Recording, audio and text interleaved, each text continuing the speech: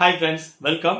கான் சிட்டி அர்ஜுன் தாஸ் அவரோட நடிப்புல ஹரிஷ் துரைராஜ் அவரோட டைரக்ஷன்ல இப்ப தாரிஸ்ல ரிலீஸ் ஆயிருக்க தமிழ் படம்.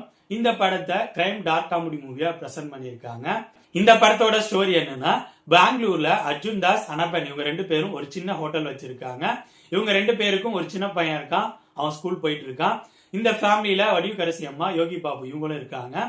இந்த ஃபேமிலி அவங்களோட லைஃப்ல ஸ்மூத்தா போயிட்டு இருக்காங்க. சடனா ஒரு நாள் ஸ்கூலுக்கு போன அர்ஜுன் தாஸ் அவரோட பையன் ரிட்டர்ன் வீட்டுக்கு வராம இருப்பான். ஸோ இந்த ஃபேமிலி ஸ்கூல்ல போய் பையன் வரல அப்படிங்கிற மாதிரி விசாரிப்பாங்க. உங்களோட பையனை ரிலேஷன் சொல்லி ஒருத்தவங்க கூட்டிட்டு போயிட்டாங்க அப்படிங்கிற மாதிரி சொல்லுவாங்க. யார் அது அப்படிங்கிறத இந்த ஃபேமிலி சிசிடிவில செக் பண்றப்ப இவங்களுக்கு ஒரு பெரிய அதிர்ச்சி காத்து இருக்கும்.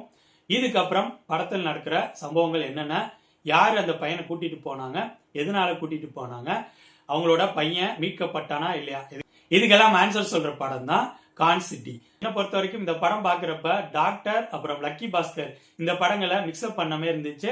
இந்த படத்தோட ஸ்டோரி அவுட்லைன் நம்ம ஆல்ரெடி நிறைய படங்கள்ல பார்த்த பழைய ஸ்டோரி அவுட்லைன் தான். பட் ஸ்கிரீன் பிளேல ஃபர்ஸ்ட் ஹாஃபோட ஸ்கிரீன் பிளே நல்லா இருந்துச்சு, செகண்ட் ஹாஃபோட ஸ்கிரீன் பிளே ஸ்மாரா இருக்கிற மாதிரி தான் இருந்துச்சு.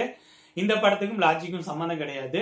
உங்களுக்கு சதுரங்க வேட்டை, லக்கி பாஸ்கர் இந்த மாதிரி ஸ்கேம் பேஸ் பண்ண படங்கள் பிடிக்கும், அல்லது கிரைம் டார்க் காமெடி மூவிஸ் எல்லாம் பிடிக்கும்னா நீங்க இந்த படத்தை ட்ரை பண்ணலாம். இந்த படம் இப்ப தாரிஸ்ல ரிலீஸ் ஆகி ஓடிட்டு இருக்கு. ஸோ என்னோட ரிவ்யூ பேஸ் பண்ணி முடிவு பண்ணிக்காங்க இந்த படத்தை பார்க்கலாமா என்னமான்னு.